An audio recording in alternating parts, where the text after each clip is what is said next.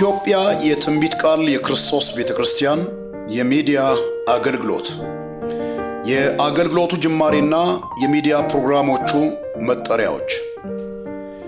የኢትዮጵያ የትንቢት ቃል የክርስቶስ ቤተክርስቲያን የዲጂታሉን ዓለም በወንጌል ለመድረስና በልዩ ልዩ መጽሐፍ ቅዱሳዊ አስተምህሮች የክርስቶስን ቤተሰብና ዓለም አቀፉን ማህበረሰብ ተጠቃሚ ለማድረግ ሁለት የሚዲያ አገልግሎቶችን ላለፉት 8 ዓመታት ሲደረግ በቆየ ብዙ ጸሎትና ዝግጅት በኋላ መስከረም 11 2018 ዓመተ ምህረት በይፋ አስጀምራለች። የሚዲያ አገልግሎቶቹ መጠሪያዎች አንደኛው 31 ሚዲያ የእንግሊዝኛ አቻ መጠሪያው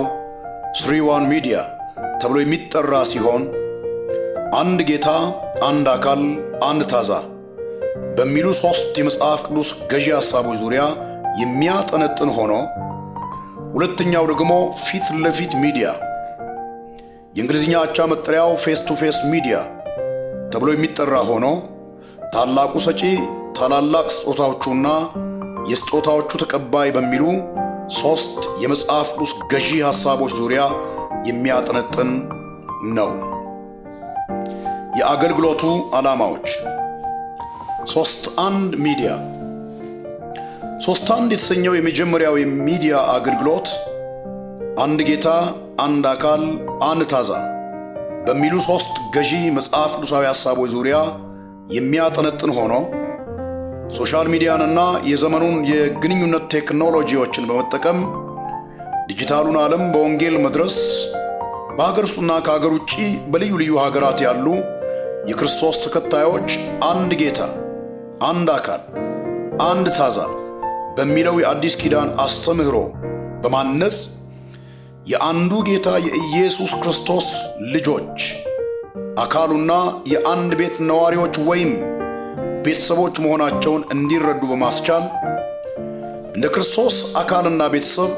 በአንድነት እየኖሩ እንዲያገለግሉ ማገዝ እና ቤተክርስቲያን ያልዳኑትን ወደ ጌታ እንዲመጡ እንዲጸኑና እንዲያድጉ ለማድረግና የዳኑትን ለማነጽ የምትሰራውን የወንጌሉን ሥራ በአንድነትና በሙላት እንዲሰሩ ማስቻል ነው። ፊት ለፊት ሚዲያ ፊት ለፊት የተሰኘው ሁለተኛው የሚዲያ አገልግሎት ታላቁ ሰጪ፣ ታላላቅ ስጦታዎቹና የስጦታዎቹ ተቀባይ በሚሉ 3 ገዢ መጽሐፍ ቅዱሳዊ ሐሳቦች ዙሪያ የሚያጠነጥን ሆኖ ሶሻል ሚዲያንና የዘመኑን የግንኙነት ቴክኖሎጂዎችን በመጠቀም ታላቁን ሰጪ፣ ታላላቅ ስጦታዎቹንና የስጦታዎቹን ተቀባይ ምንነትና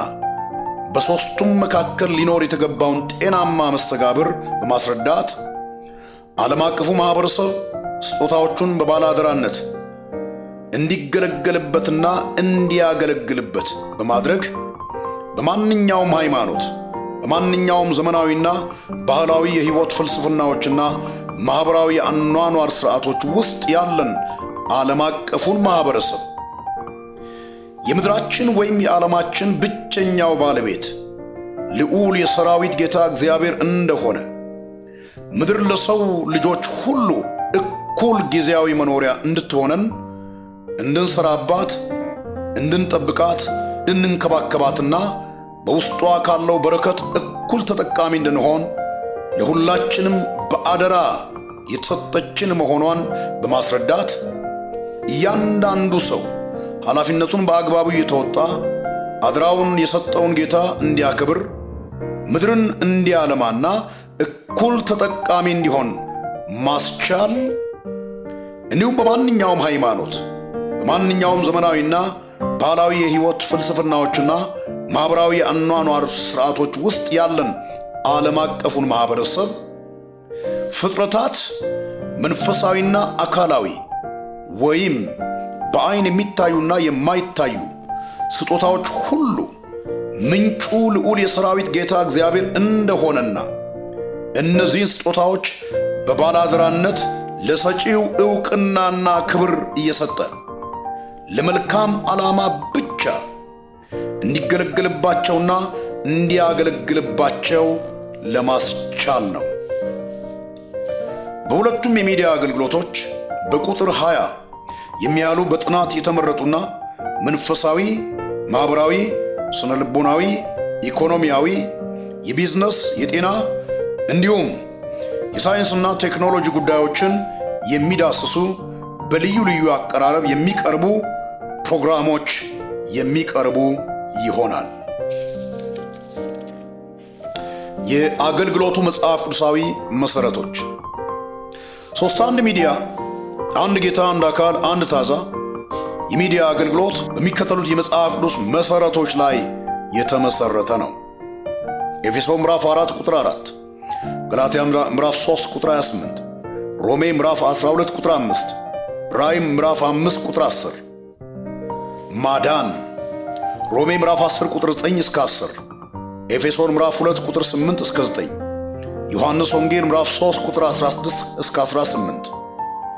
ማነጽ ኤፌሶን ምዕራፍ 4 ቁጥር 12 እስከ 16፣ አንደኛ ቆሮንቶስ ምዕራፍ 14 ቁጥር 1 እስከ 26። ማገልገል ዘዳግም ምዕራፍ 12 ቁጥር 12፣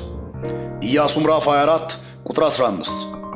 ማርቆስ ምዕራፍ 10 ቁጥር 45፣ ሮሜ ምዕራፍ 12 ቁጥር 11፣ ቆላስይስ ምዕራፍ 3 ቁጥር 23 እስከ 24። ፊት ለፊት ሚዲያ ታላቁ ሰጪ፣ ታላላቅ ስጦታዎቹ፣ የስጦታዎቹ ተቀባይ። የሚዲያ አገልግሎት በሚከተሉት የባለአደራነት ጽንሰ ሐሳቦችን በሚያስተምሩ የመጽሐፍ ቅዱስ መሠረቶች ላይ የተመሠረተ ነው። ቆሮንቶስ ምዕራፍ 12 ቁጥር 12 እስከ 13፣ ዘፍጥረት ምዕራፍ 1 ቁጥር 28፣ ምዕራፍ 2 ቁጥር 15፣ አንደኛ ቆሮንቶስ ምዕራፍ 4 ቁጥር 2፣ አንደኛ ጴጥሮስ ምዕራፍ 4 ቁጥር 10፣ ምሳሌ ምዕራፍ 21 ቁጥር 20 እንዲሁም ምሳሌ ምዕራፍ 3 ቁጥር 9፣ ማቴዎስ ምዕራፍ 25 ቁጥር 14 እስከ 30፣ አንደኛ ጢሞቴዎስ ምዕራፍ 6 ቁጥር 10፣ ቆላስይስ ምዕራፍ 3 ቁጥር 23 እስከ 24። በሚዲያ አገልግሎቶቹ የሚቀርቡ ዋና ዋና ፕሮግራሞችና አገልግሎቶች 3:1 ሚዲያ በ3:1 ሚዲያ አንድ ጌታ፣ አንድ አካል፣ አንድ ታዛ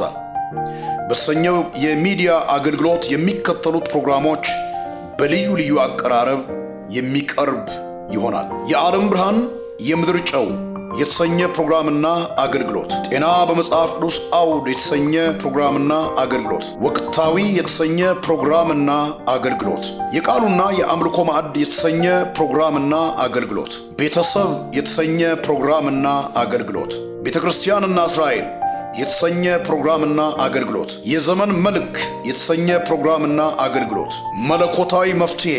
የተሰኘ ፕሮግራምና አገልግሎት፣ ከወጣቶች ለወጣቶች የተሰኘ ፕሮግራምና አገልግሎት፣ የይቅርታ የእርቅና የሰላም ድምፅ የተሰኘ ፕሮግራምና አገልግሎት፣ ድህነትና ብልጽግና በመጽሐፍ ቅዱስ አውድ የተሰኘ ፕሮግራምና አገልግሎት፣ የተባረኩ ልቦችና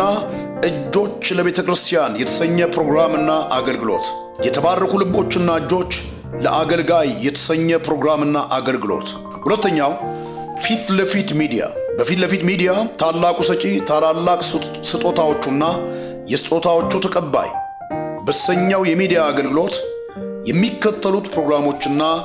አገልግሎቶች የሚቀርቡ ይሆናል። ባለአደራነት የተሰኘ ፕሮግራምና አገልግሎት፣ ምስጋናና እርምት የተሰኘ ፕሮግራምና አገልግሎት፣ ሳይንስና ቴክኖሎጂ በመጽሐፍ ቅዱስ አውድ የተሰኘ ፕሮግራምና አገልግሎት፣ ቢዝነስ በመጽሐፍ ቅዱስ አውድ የተሰኘ ፕሮግራምና አገልግሎት፣ ኑሮ ድሮና ዘንድሮ የተሰኘ ፕሮግራምና አገልግሎት፣ እውነትን በፈገግታ የተሰኘ ፕሮግራምና አገልግሎት፣ ዓለም ትናንት ዛሬና ነገ የተሰኘ ፕሮግራምና አገልግሎት፣ የተባረኩ ልቦችና እጆች ለወገን የተሰኘ ፕሮግራምና አገልግሎት ናቸው። ለአሕዛብም ሁሉ ምስክር እንዲሆን ይህ የመንግሥት ወንጌል በዓለም ሁሉ ይሰበካል፣ በዛን ጊዜም መጨረሻው ይመጣል። የማቴዎስ ወንጌል ምዕራፍ 24 ቁጥር 14። የኢትዮጵያ የትንቢት ቃል የክርስቶስ ቤተ ክርስቲያን የሚዲያ አገልግሎት